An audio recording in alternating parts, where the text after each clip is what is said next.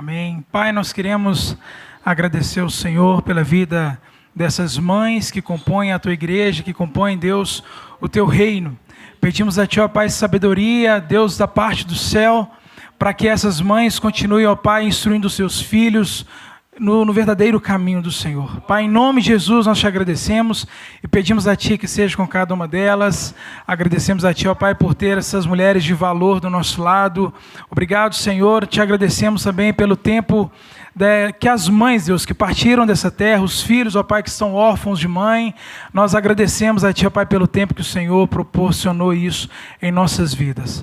Nós te agradecemos em nome de Jesus. Amém e amém. Glória a Deus. Boa noite, irmãos. Antes de nós adentrarmos a palavra, eu queria chamar o nosso irmão Alisson aqui. Ele está completando mais um ano de vida na presença do Senhor. Hoje. Vem cá, irmão Alisson, em nome de Jesus, que a igreja quer orar por você. Vem cá. Glória a Deus. Fazer aniversário no Natal e no Dia das Mães é prejuízo, viu, irmãos? Vem cá. Graças a Deus. Estenda as mãos para cá. Queremos agradecer a Deus, Pai, pela vida do nosso irmão Alisson. Obrigado, Senhor, porque o teu filho está aqui na casa. Agradecemos a Ti, ó Pai, porque nós sabemos que foi o Senhor quem escolheu, é o Senhor quem justificou, é o Senhor quem o trouxe aqui nessa noite. E nós queremos agradecer ao Senhor por mais um ano de vida que esse homem tem completado em Tua presença. Pedimos a Ti, Deus, que continue fortalecendo, Deus, os Seus braços, fortalecendo o Teu Espírito, Pai, para que ele possa continuar no nosso meio, que ele possa continuar, ó Pai, inserido na Tua igreja, até que o Senhor venha. Te agradecemos pela vida do Teu filho, em nome de Jesus. Amém. Você pode aplaudir o Senhor pela vida dele? Amém. Parabéns. Hein? Graças a Deus. Agora você que trouxe a sua Bíblia, abra um livro de Gálatas, capítulo 2. Nós vamos orar pelas crianças, né? Ô, Jesus amado. Estou ficando doido, irmãos. Louco por Jesus, amém? Quem está na salinha hoje? Alguém pode vir orar pelas crianças? Pode ser mesmo, você mesmo, Dani. Amém.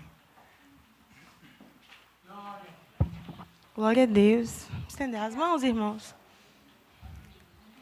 Senhor Jesus, muito obrigada, Pai, por cada criança que o Senhor trouxe aqui. Deus, que em nome de Jesus, hoje elas se comportem e compreendam o texto de hoje. Pai, hoje é um texto pequeno, mas tão profundo, Deus, que em nome de Jesus se adentre no coração de cada criança, Pai, para que elas entendam o Evangelho do Senhor. Te agradeço em nome de Jesus. Amém.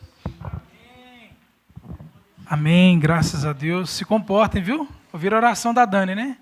Se comportem e vai ser uma bênção em nome de Jesus. Aleluia.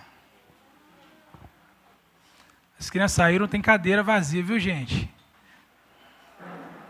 Amém. Aleluia. Graças a Deus que o pastor Elvis e a família estão em casa.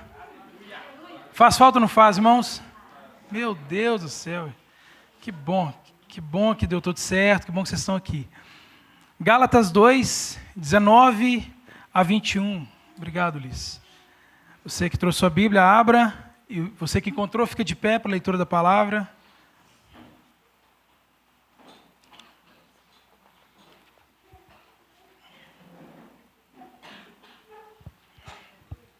Amém. Passo a ler, irmãos. Pois por meio da lei morri para a lei, a fim de viver para Deus. Estou crucificado com Cristo. Assim já não sou eu quem vive, mas Cristo vive em mim. A vida que agora vivo no corpo, vivo-a pela fé no Filho de Deus, que me amou e se entregou por mim. Aleluia. Não anulo a graça de Deus, pois se a justiça vem pela lei, Cristo morreu em...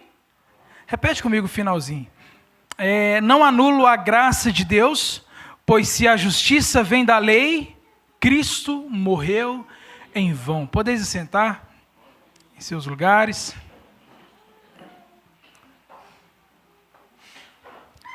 Confesso, irmãos, que eu sempre tive uma vontade muito grande de pregar nesse texto.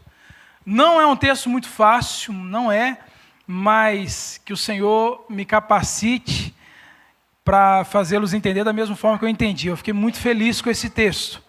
Irmãos, nessa era que muitos chamam era moderna, todos nós somos reféns de ideologias, somos reféns de normas, culturas que norteiam toda a sociedade secular, inclusive você que é cristão.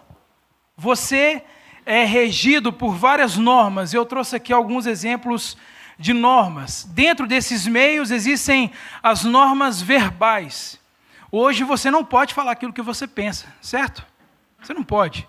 Hoje você não é livre de abrir a sua boca, manifestar tudo aquilo que você pensa, do seu jeito. Não é assim que funcionam as coisas.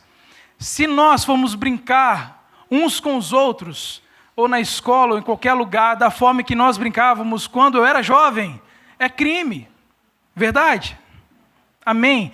Dentro dessas normas também existem as normas familiares. Dependendo da forma que você corrige o seu filho, você pode ser preso. Vocês sabiam que existe uma lei que, de certa forma, protege o filho? O filho, se ele apanhar de uma forma um pouco exagerada dentro de casa, ele tem todo o direito de chamar a polícia para você, que é pai e mãe. Sabia disso?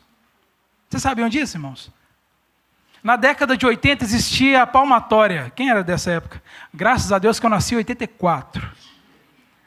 Essa palmatória, para quem não sabe, o professor, dentro da sala de aula, tinha um pedaço de ripa, que ele tinha o direito de educar o seu filho, pegando a mãozinha dele e pá. Vocês sabiam disso? Quem não sabe disso? Levanta a mão. Pastor Robinho, é cultura também, tá vendo? Um outro exemplo, o padrão de beleza. Por mais que você fale comigo, pastor, isso não existe mais. Não existe. Por mais que existem campanhas no Brasil e no mundo, existe sim alguns nichos, e dentro desses nichos existem parâmetros. Vocês estão entendendo o que eu estou falando? Amém. Graças a Deus. Existem também padrões de dieta, principalmente para quem é fofinho, igual o pastor de vocês, né? Os pastores de vocês. Existem padrões comportamentais, não é? E tudo isso, meus irmãos, é ditado por leis, por regras, por padrões, que nós, conscientemente ou inconscientemente, acabamos sendo escravos dessas leis.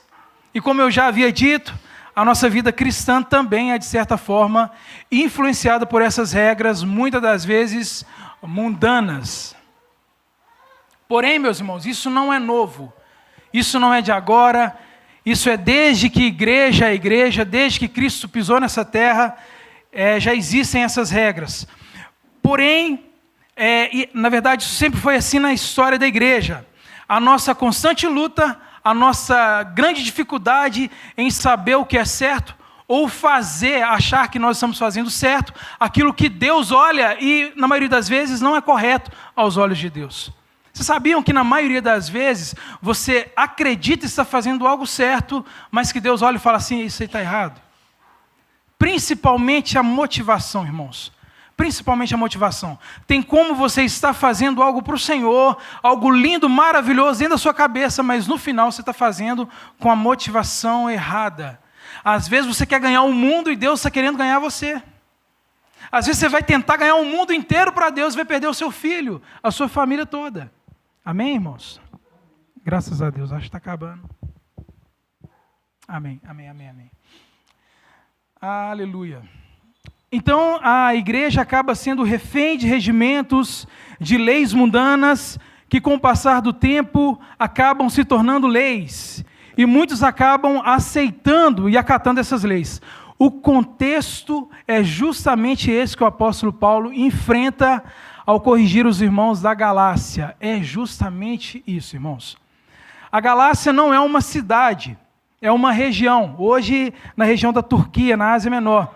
E essa igreja foi alcançada, infelizmente, por ideologias que eram totalmente contrárias ao Evangelho do Senhor Jesus, que fez com que o apóstolo Paulo escrevesse essa carta, e é reconhecida, na opinião de muitos teólogos, como uma das cartas mais rígidas que ele escreveu.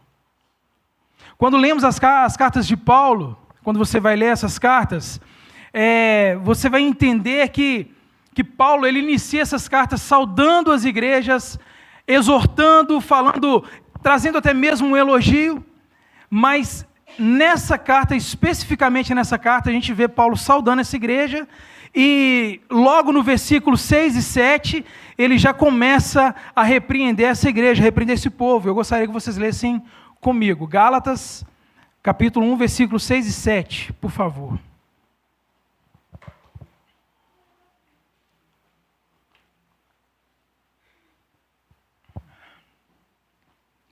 Admiro-me de que vocês estejam abandonando tão rapidamente aquele que os chamou pela graça de Cristo, para seguirem outro evangelho, que na realidade não é evangelho. O que ocorre é que algumas pessoas estão perturbando, querendo perverter o evangelho de Cristo. Então nós nos deparamos aqui com o grande problema da igreja que estava na região da Galácia.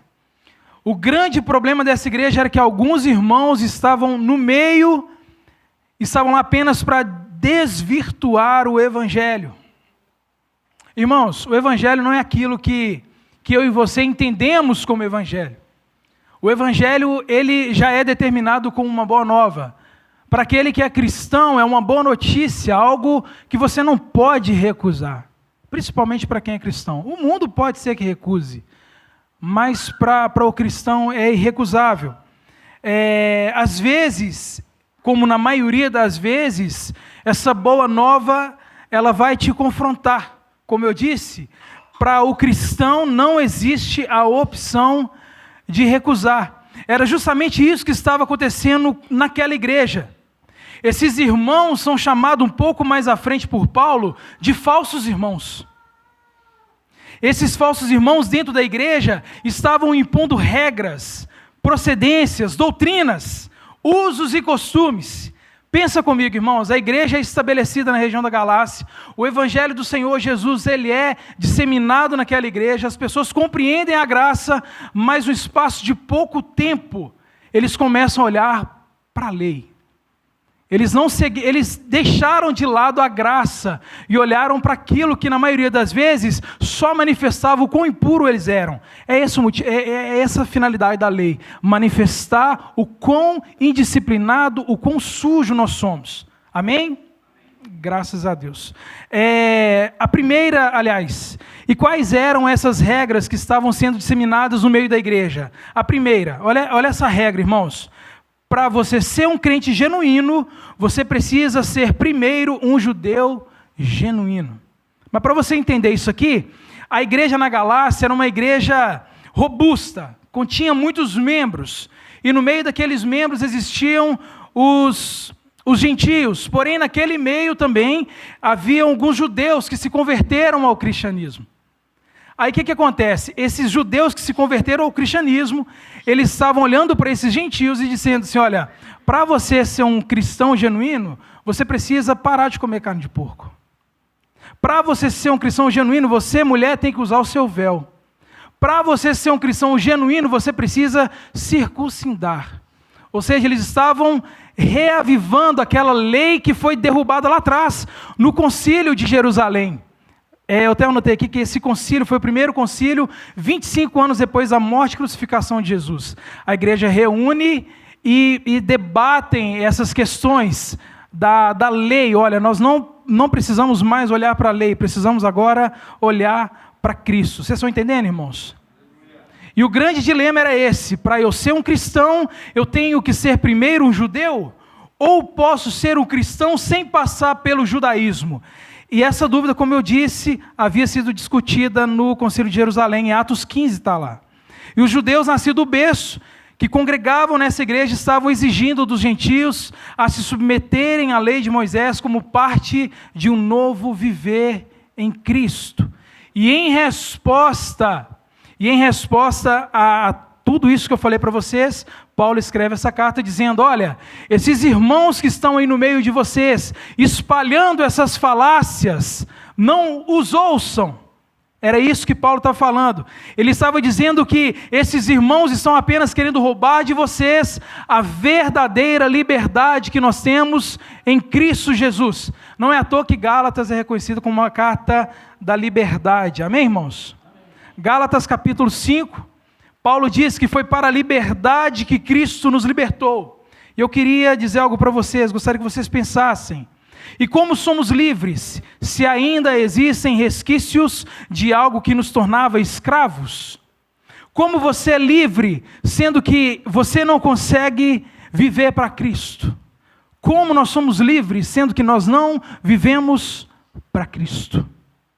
Como nós somos livres, sendo escravos de ideologias e escravos da lei? Como somos livres e obedecemos a lei que regia um povo sem Cristo, sendo que Cristo agora é essa lei? E eu queria aplicar, meus irmãos, isso que eu falei com os irmãos até agora. Eu quero suplicar a cada um de vocês para ficarem atentos aos falsos crentes. Fiquem atentos, meus irmãos. Não tem coisa mais chata de que a gente tentar corrigir uma pessoa. Não tem coisa pior que você olhar para uma pessoa, saber que aquela pessoa está errada, e você vai falar, olha, aquela pessoa está errada. Sabe, meus irmãos, isso é ruim. Fiquem atentos aos falsos crentes. A minha avó, ela falava que nem tudo que reluz é ouro. Nem tudo que reluz é ouro. Já Paulo, olha o que ele diz em 1 aos Tessalonicenses, capítulo 5, versículo 21 e 22. Gostaria de ler com os irmãos. 1 Tessalonicenses 5, 21 e 22.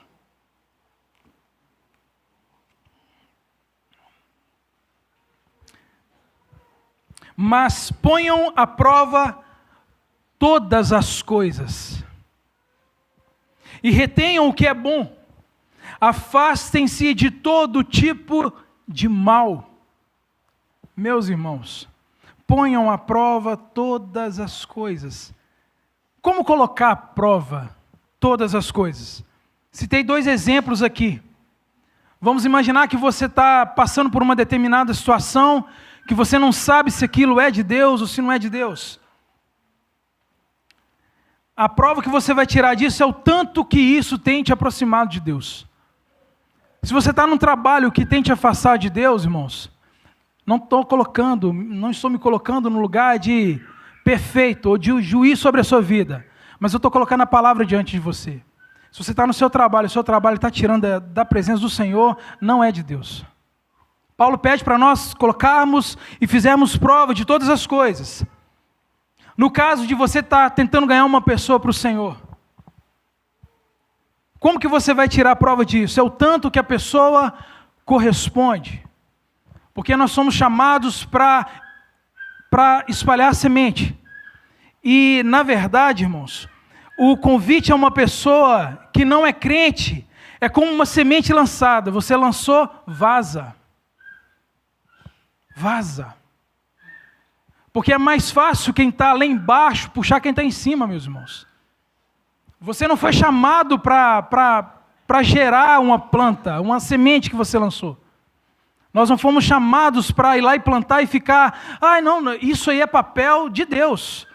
O evangelho ele foi feito para ser anunciado, espalhado. Amém, irmãos?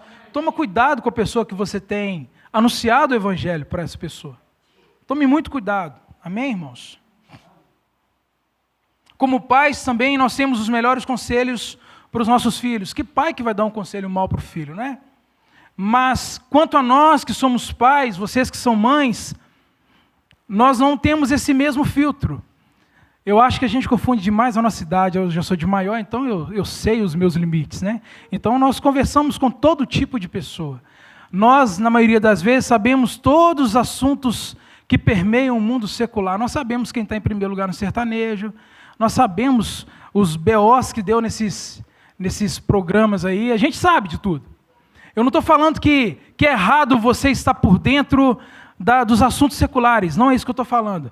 Mas que você tenha, no mínimo, estar por dentro dos assuntos da igreja que você congrega. Amém, irmãos? É no mínimo. Exemplo, quem pregou quarta-feira aqui? Qual foi o texto exposto? Alguém lembra? 2024 foi o ano da alegria. Esse ano é o ano? Glória a Deus. Qual o livro da SEB que nós estamos estudando? Vocês entendem, irmãos? Mas nós sabemos que o Cruzeiro ganhou de 4-0 num time insignificante. Mas ganhamos, né? Tem que tirar a onda, porque o pastor Elvis tira a onda do Galo aqui, eu tiro a onda do Cruzeiro. Não vale muita coisa não, mas... Oh, meu Deus do céu, tá vendo? Só de lá da Bahia para falar isso. Irmãos, normalmente nós somos atraídos por aquilo que nos interessamos. Essa é a mais pura realidade. Se a palavra de Deus não chama a sua atenção, meus irmãos, o seu coração vai ser atraído por aquilo que você gosta. Se você ama um jogo e não ama a palavra de Deus, você vai cultuar o jogo. A verdade é essa. Porque se isso for uma verdade, meus irmãos, olha, se a nossa mente permeia as coisas do mundo mais do que as coisas de Deus, isso é prova cabal que tem algo muito errado conosco. Muito errado conosco. E se isso for uma verdade, daí as más companhias somos nós. As más companhias que corrompem os bons costumes somos nós.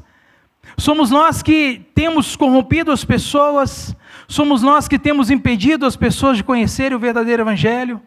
Se eu e você somos essas pessoas, nós precisamos ter uma mudança urgente.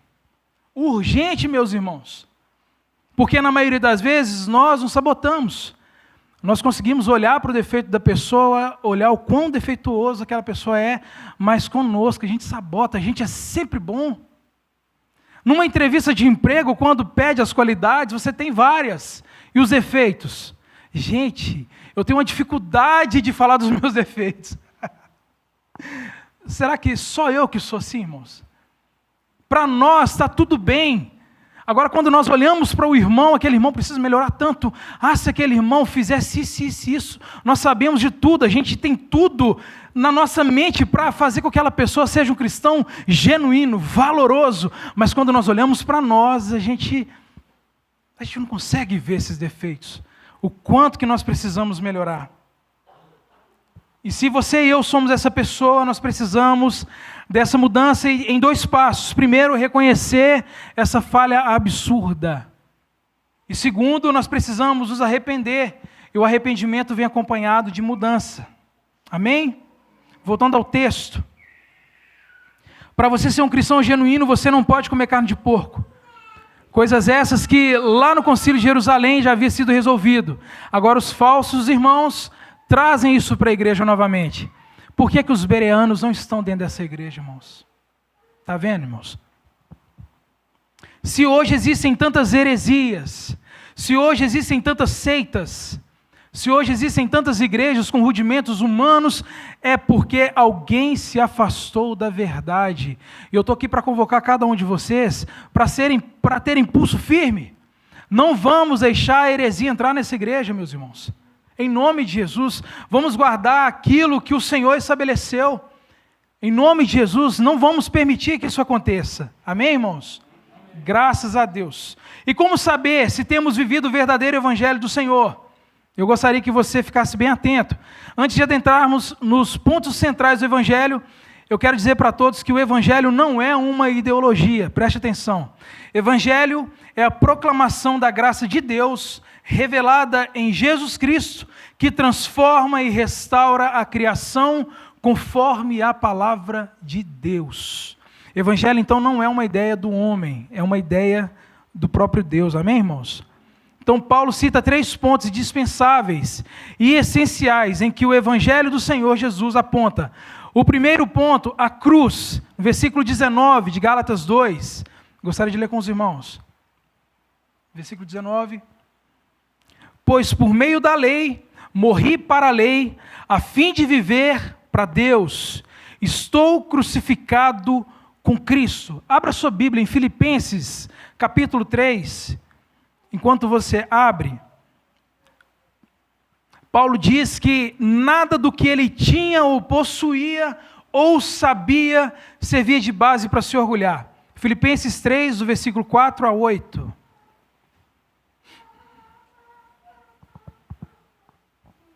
Embora eu mesmo tenha razões para ter tal confiança, essa confiança aqui é poder de persuadir, tá, irmãos? Se alguém pensa que tem razões para confiar na carne, eu ainda mais.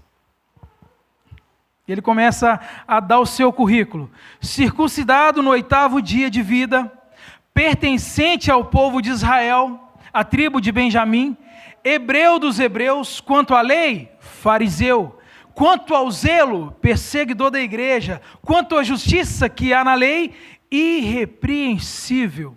Contudo, o que para mim era lucro, passei a considerar como perda por causa de Cristo. Versículo 8. Mais do que isso, considero tudo como perda, comparado com a suprema grandeza do conhecimento de Cristo Jesus, o meu Senhor, por quem perdi todas as coisas. Eu as considero como esterco para poder ganhar Cristo. Meus irmãos, isso aqui é uma pá de cal para os bons entendedores, para aquela pessoa que ainda tem dúvida se aquilo que ele abriu mão por amor a Cristo valeu a pena. Isso aqui é uma pá de cal.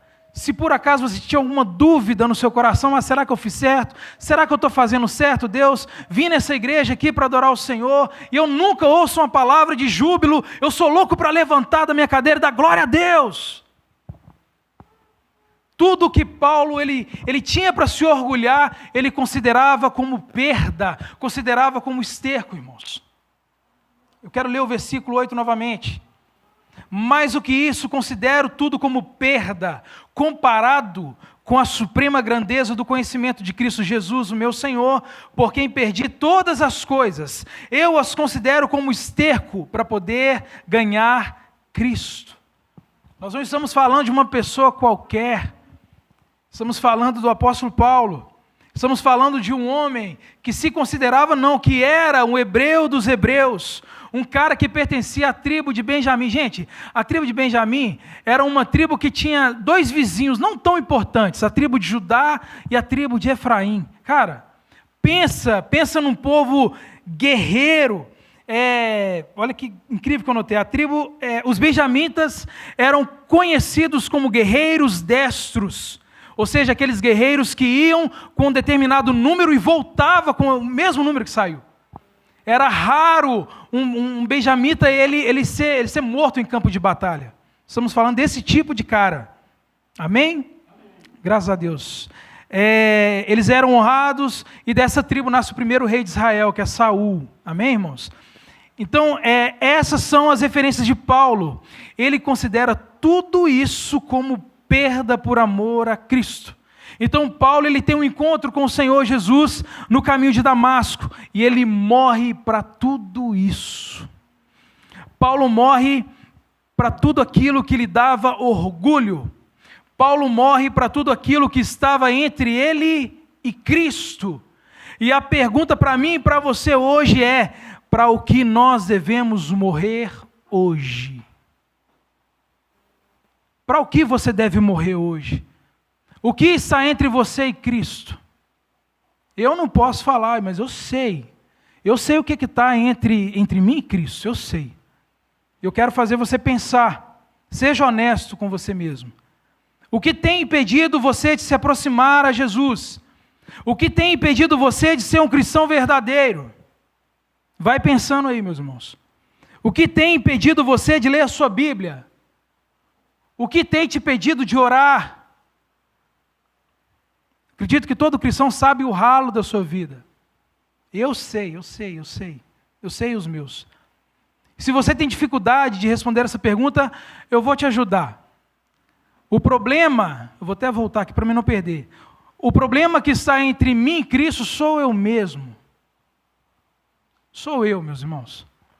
Eu sou o grande problema. E não é hora de você atribuir essa culpa a ninguém, é você mesmo, é assumir. O Senhor Jesus, ele não chamou a sua família toda, ele chamou você. Tem uma frase que fala que a salvação é individual, né? Pois é você. O problema da sua casa é você. O problema de você hoje não ser um crente fervoroso é você. O problema de eu não ser um excelente pai de família sou eu, não é o meu pai, não é minha mãe, sou eu. Amém, irmãos? É o cara que mora dentro da nossa camisa. É a mulher que mora dentro da sua camisa. Amém? Então nós precisamos morrer imediatamente hoje. Do contrário, irmãos, nós vamos viver eternamente no inferno. A cruz deve ser uma eterna lembrança de que precisamos morrer todos os dias para nós mesmos. Não é à toa que tem uma cruz atrás de mim aqui, ó. Não é algo para enfeitar, é para lembrar, cara, aquele ali é o meu lugar, eu preciso morrer todos os dias. Eu preciso morrer todos os dias. O Evangelho nos aponta para a cruz, porque é na cruz que precisamos morrer diariamente com Cristo. Irmãos, o centro do Evangelho, a base do Evangelho é convidando você para a morte.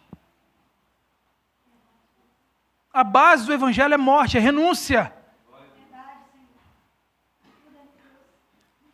Não é apenas morrer para o mundo, é viver para Cristo.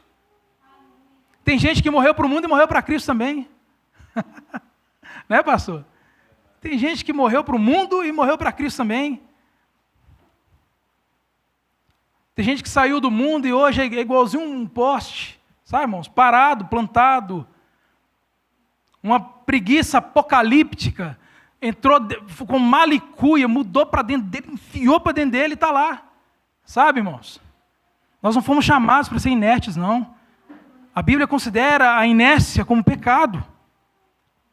Essa cultura do crente que pega a sua Bíblia e vai na igreja e senta apenas, isso é algo do homem. A igreja é um corpo vivo, é um organismo vivo, cada um faz uma coisa. O pastor Elvis falou algo aqui interessante, que não é apenas pregar, mas como que o pastor vai adivinhar se você está parado, se você não faz. Gente, avisa, sinaliza. Pastor, me coloca para fazer alguma coisa. Sinaliza, procure por nós. Em nome do Senhor Jesus, vamos fazer algo para o Senhor. Esse irmão que morreu para o mundo e morreu para Cristo, ele não participa de mais nada na igreja, é um irmão igual a uma vulgaris. Aí, ó, pronto. Alguém sabe o que é vulgaris aqui? Não? Não? Vulgaris, irmãos, é um termo técnico dado para verruga. Eu tenho uma verruga aqui, meus irmãos. É aqui, tá? Gente, eu amaldiçoo ela todos os dias e ela não cai. Uma verruga não presta para nada. Nada, não vale para nada, irmãos. Verruga, não presta para nada. Teve um dia que a gente estava num sítio lá no Atênio, eu vou ter que contar isso, azar, não me julguem. Aí eu estava com a camiseta, eu não gosto, eu não fico sem camisa, vocês nunca vão me ver sem camisa. Eu estava com a camiseta, aí sentei assim na beira da piscina, tá conversando, eu e o Miguel. Quem lembra do Miguel? Aí estava do lado do Miguelzinho assim, o Miguelzinho estava do meu lado assim, aí do nada ele fez assim, ó, bem que eu desconfiei. Pegou na minha verruga assim, ó. Oh, Jesus Cristo, misericórdia. Não presta para nada, não soma, nada, não vai, não dói, mas é uma praga, Deus me perdoe. Amém? Confessei-te meu pecado, amém? Amém. Então, quando Paulo diz que nós devemos morrer em Cristo Jesus, ele quis dizer que nós precisamos trocar de Senhor. Antes você era senhor da sua própria vida. Antes você mandava em você, fazia aquilo que você queria. Hoje você trocou de Senhor. Senhor, hoje você manda em mim. Eu estou aqui para fazer aquilo que o Senhor quer. Me mande, me envie, fala o que eu devo fazer. E na maioria das vezes, tudo que é para você fazer está nesse livro que está no seu colo. Está na palavra de Deus, amém? Antes eu vivia de acordo com a minha opinião, hoje eu vivo de acordo com a palavra de Deus. Antes eu vivia confiando na força do meu braço, hoje eu confio e vivo pela graça. Antes eu achava, irmãos, que eu era um pecador, hoje eu tenho certeza. Abra a sua Bíblia em Colossenses 3,5, por favor. Ô, Alisson, dá água? Colossenses 3,5. Portanto, obrigado, irmão. Façam morrer tudo o que pertence à natureza terrena de vocês. Façam morrer. Que são a imoralidade sexual, a impureza, a paixão, desejos maus e a cobiça, que é a idolatria. Versículo 6. É por causa dessas coisas que vem a ira de Deus sobre os que vivem na desobediência. Ou seja, a nossa vida é uma vida de encontros constantes com a cruz. 1 Coríntios, capítulo 1, versículo 18. Acredito que todos conhecem essa passagem. Pois a mensagem da cruz é loucura para os que perecem, mas para nós que somos salvos é o poder de Deus. Se eu perguntar aqui quem quer viver, todo mundo vai levantar a mão, inclusive eu. Agora, para viver com Cristo, primeiro você precisa morrer para si. Irmãos, não tem como viver para Cristo se você vive para você. Não tem como. Não tem como, meus irmãos. Isso é muito sério, muito sério. Tudo isso porque a verdadeira vida vem após a morte. Obrigado, Alisson. Segundo, a realidade da fé, Gálatas capítulo 2, versículo 20.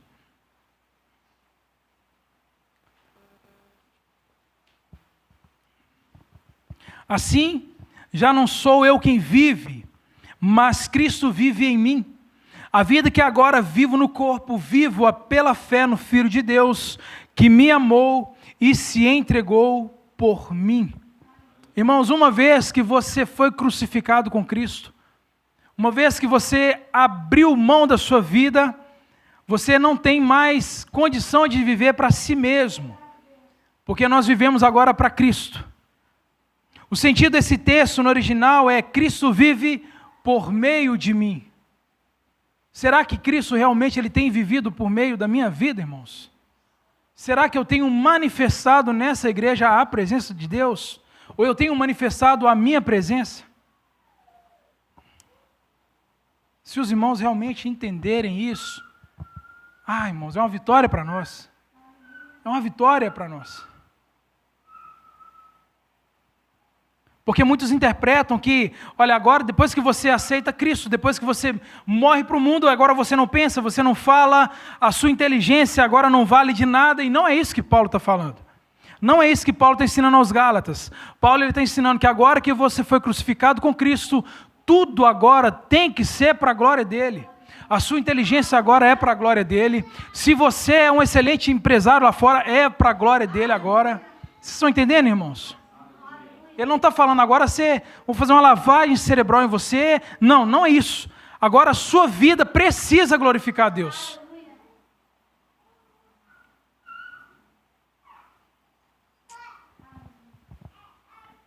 Porque Paulo ele diz, fariseu ele era zeloso. Como fariseu ele era zeloso. Agora com o reino de Deus, com Cristo ele não vai ser zeloso? Aí é que ele vai ser mais zeloso ainda. Um exemplo: se você era um bombeiro antes de conhecer a Cristo, aí você veio para a presença do Senhor, com a graça dele, agora você é um cristão bombeiro. Está entendendo? Você não é um bombeiro cristão, você é um cristão bombeiro, irmãos. Vai apagar fogo na igreja, amém? Paulo continua dizendo no versículo 20, parte B: a vida que agora vivo no corpo, vivo-a pela fé no Filho de Deus. A graça de Deus nos permite servi-lo nesse corpo corrompido. Quando nós somos regenerados, meus irmãos, é o nosso espírito que é recriado, viu? O nosso corpo não é recriado, não. O nosso espírito é recriado, não o nosso corpo. O nosso espírito é reconciliado com Deus pelo sangue de Jesus. Agora, para vivermos a nossa vida nesse corpo, só é possível vivendo pela fé em Cristo. Irmãos, é suicídio você viver nesse corpo a não ser que não seja pela fé. Se você não tiver a fé no Filho de Deus, vivendo nesse corpo aí, você está cometendo suicídio, aos poucos. O quanto temos vivido por fé? Porque morremos com Cristo, e se morremos, ressuscitamos. E se ressuscitamos, vivemos por fé no Filho de Deus. Tem uma parte do hino nacional brasileiro que diz... trazendo para o nosso contexto, nós não estamos deitados em berços esplêndidos, nós não estamos mortos, nós precisamos viver por fé, amém, irmãos? Terceiro e último, a graça. A justiça de Deus não é alcançada pelo esforço humano. Esse é o motivo de eu estar trazendo essa palavra, meus irmãos, porque se nós realmente não compreendermos a graça de Deus, nós vamos sempre entender que nós podemos fazer alguma coisa. Se nós não entendermos a graça de Deus, nós não vamos conseguir lutar contra o nosso pecado. Se nós não compreendermos de fato a graça de Deus, meus irmãos, nós vamos viver nessa terra e no último dia nós vamos entender que nós não fizemos absolutamente nada, que nós não nascemos de novo, coisa nenhuma. É importantíssimo você que é cristão ter um conhecimento sobre a graça, compreender a graça. E esse foi o erro dos judaizantes. Eles acreditavam que as suas obras seriam satisfatórias diante de Deus. Eles olhavam para a graça e falavam, não pode ser só isso. Como pode? Eu preciso ser puro diante de Deus. Então eu não posso comer a carne de porco. A mulher ela não conseguia orar ao Senhor sem antes colocar o véu na cabeça. Ela precisava fazer alguma coisa. Não compreender a graça de Deus faz com que nós anulemos a graça. Isso é importante demais, meus irmãos. Talvez esse também seja o nosso erro. Porque se eu e você nós não cremos que o sangue de Jesus é suficiente, nós vamos crer que as nossas obras são. E Deus não está nem aí para as nossas obras. Essa é a verdade. Porque crer na graça é viver sob a graça. Versículo 21. Vamos ler, capítulo 2, versículo 21. Paulo diz, não anulo a graça de Deus, pois se a justiça vem pela lei, Cristo morreu em vão. Se Paulo diz que ele não anula a graça, é porque é possível anular a graça. E uma forma de nós anulamos a graça é não compreendendo a graça.